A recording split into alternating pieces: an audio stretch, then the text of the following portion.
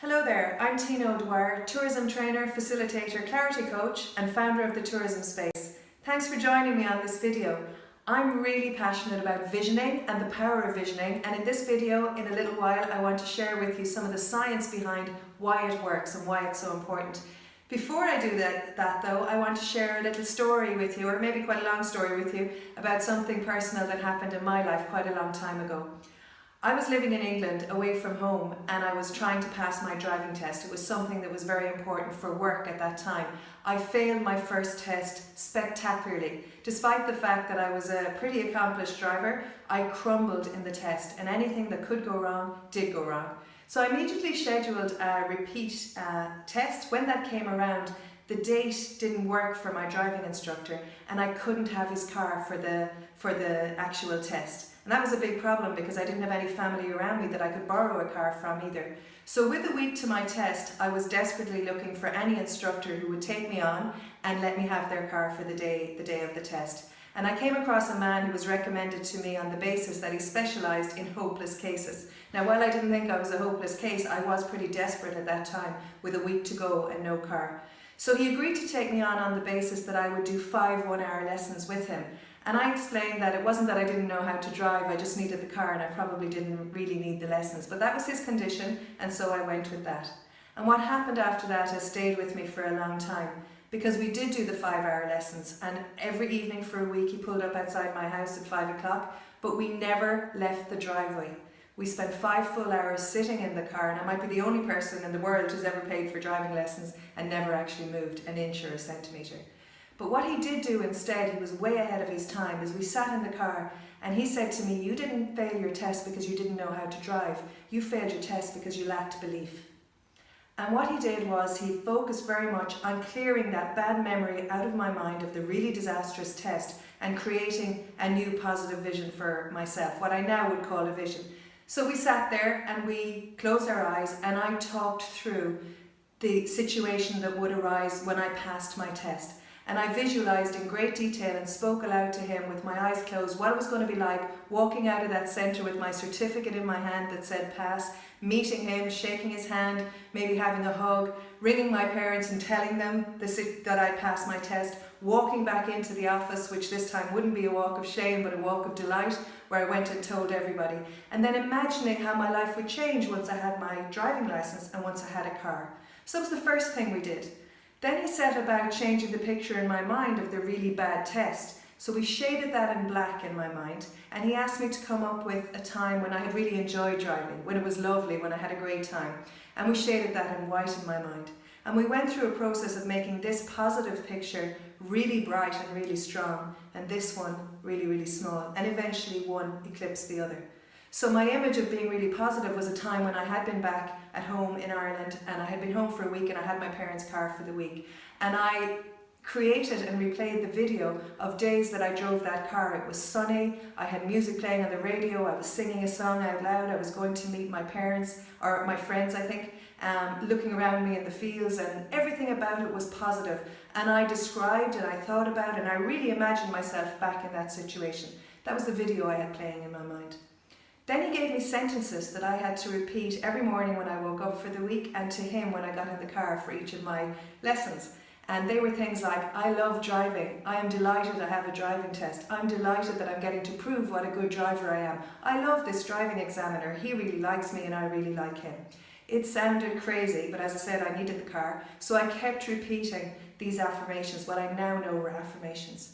And what he was doing was getting me to build a vision and then anchoring that by visualising it and affirming it. And I kind of forgot about that since, until it came back again in my life in pretty recent years. He was way ahead of his time. So we're talking about a vision, and let's just go through it, breaking that down. The vision is the destination you want to get to at a point in time, described in really vivid detail with rich sensory information around that. So that was my vision of walking out of the test with the certificate in my hand and all I was going to say. Visualization is a process of putting images around that vision and putting, again, the great sensory detail of creating a video and a picture in my mind. So at that time, not only did I have the video of the lovely time driving, I also had videos of every time I'd done a perfect 3-point turn, every time I had done a perfect hill start, every time I had successfully negotiated a roundabout. So I had these really positive images of me doing everything exactly what I needed to do to get me to that place, that final vision. And affirmations were the words we put around that type of thing, the information that we're feeding our brains, that instead of me, he reprogrammed my brain effectively. I had been saying, I'm going to be awful at my test, it was so bad the last time, I'm dreading it, till I'm really looking forward to this, I'm delighted with the opportunity to prove that I'm a great driver. So that's what visioning, visualization and affirmation is, and it works. Now in sport, it's a great example that they have known this for a long time, and they've known it intuitively long before really science caught up with it. One of the famous sayings, and this is from Muhammad Ali, who told the world, and we all believe him, that he was the greatest of all time. And he said, champions aren't made in gyms. Champions are made from something they have deep inside, a desire, a dream and a vision. And he was saying that in 1950s in America. He knew it then. He knew it. Here's something he was famous for saying, I am the greatest. I said that even before I knew I was. And that was the thing. He was affirming to himself and to the world constantly that he was the greatest long before he actually was. He was making that a reality. Another famous sports person is Jack Nicklaus, one of the greatest golfers of all time. Has won more major championships than anybody else in the world. And he's famed for saying, I never hit a shot, not even in practice, without having a very sharp, in-focus picture of it in my head. It was like a colour movie. Again, he was saying this in the 1970s and 1980s, long before we really knew this. Imagine that he said for every single shot, he had a video in colour in his head of how that was going to play out. So the science has caught up with that. That was visualisation, what Jack was involved in at that time. So let's move on to have a look at why this works. So just a very simple image of our brain here. But what neuroscience has established is that the brain sees no difference between visualising and actually doing. When you visualise something in such rich detail, your brain activates all the same signals and physiological and neurological responses in your body as if you actually did it. That's the first thing. The second thing we know about the brain is that it's designed to solve any problem you give it. So when you visualise something that's not actually your reality right now, your brain is motivated to move you towards that reality. And your body, because you've already visualized it, your body is ready for that action and knows the action it needs to take in order to achieve that. Which is really fascinating information, to know that if we visualize something, we're actually preparing our bodies almost the same as if we had actually done it. What we also know about our minds is that it's divided between our conscious and our subconscious minds.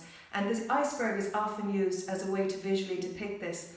Underneath here is our subconscious mind, and up above is our conscious mind. And the conscious mind is the one where we're always thinking, always going. It's a real active overachiever, constantly thinking, analysing from when we wake up in the morning till when we go to bed at night. The next day it starts the whole thing all over again. Your subconscious mind is not anyway as analytical as that, and it's much more passive, but it is much more powerful. Your subconscious is the one dictating. Down here are all the beliefs and thoughts and attitudes that manifest up here as your reality in your day-to-day life.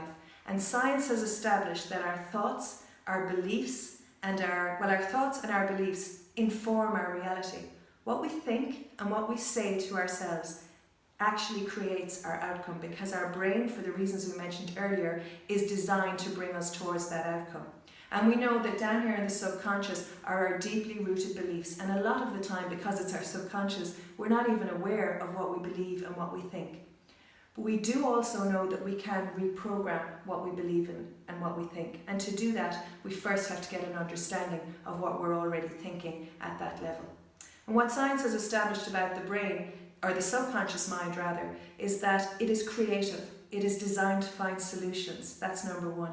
That it operates in pictures, not in words, that it's all about imagery, and that if you feed it a really perfect image, it's programmed to move towards that image.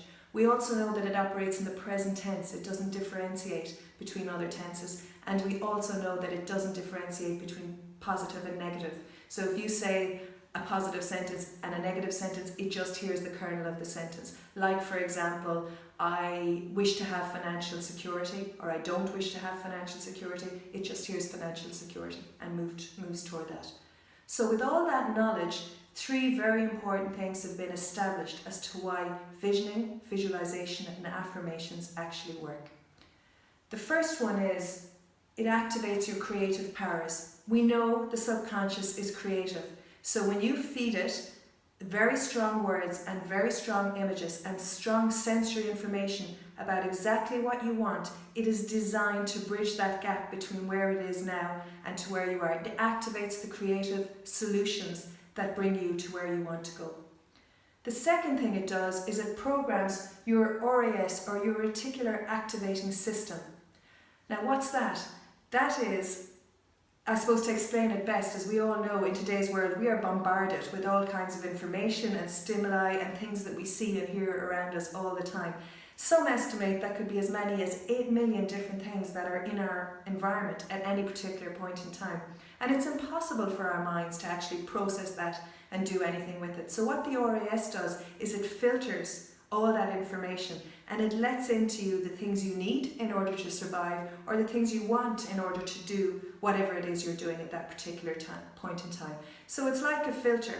And when you feed it new thoughts or new beliefs or new ideas or new demands almost, when you give it those pictures, it changes its filter system and says, oh, I need information on that because now this is what I need. This is what is important to me right now. So when you reprogram and change your thoughts and beliefs, you also change the filter. And a good example of this, I'm sure you'll have experienced it, is we know when something new comes into our mind, we suddenly notice things that we'd never noticed before. Like, for example, if you're thinking of buying a new car and you have a particular model in mind, suddenly when you're driving around you see how many people are driving that particular car and you keep noticing that car and you're surprised there are so many of them there. They were always there, you've just started to notice them. Another good example is when people are maybe thinking about having a baby or know they're having a baby, suddenly they're out in the street and all they see is babies and buggies and they've never noticed that before. That's your RAS at work. It's giving you the information you need in order to thrive and survive. So when you reprogram, you give new focus to your RAS, and suddenly opportunities that might always have been there and always around you start to become visible to you, and you start to notice them, and suddenly opportunities present themselves and we find ourselves saying, I can't believe it, I was just thinking about doing that and next thing I met this person. That's because you were open to it and you'd activated your RAS to let that information in.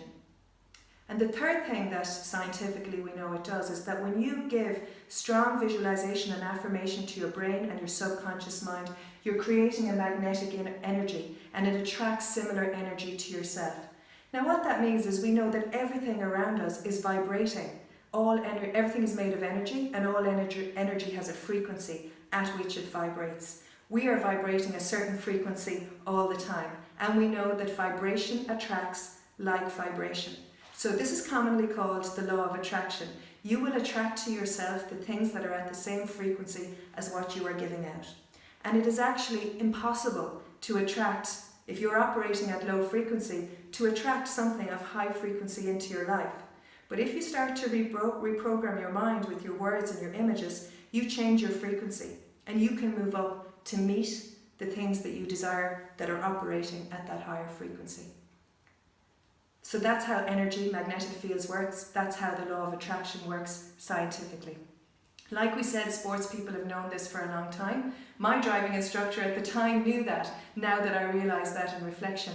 I knew when I was going into that test at that time that I was going to pass my test, because I had programmed my mind so much that I had eliminated any other possibility. I had no doubt whatsoever that I was going to pass. I no longer needed to think about what I was going to do. My mind and my subconscious was in charge, and I did walk out with the pass certificate in my hand at the time.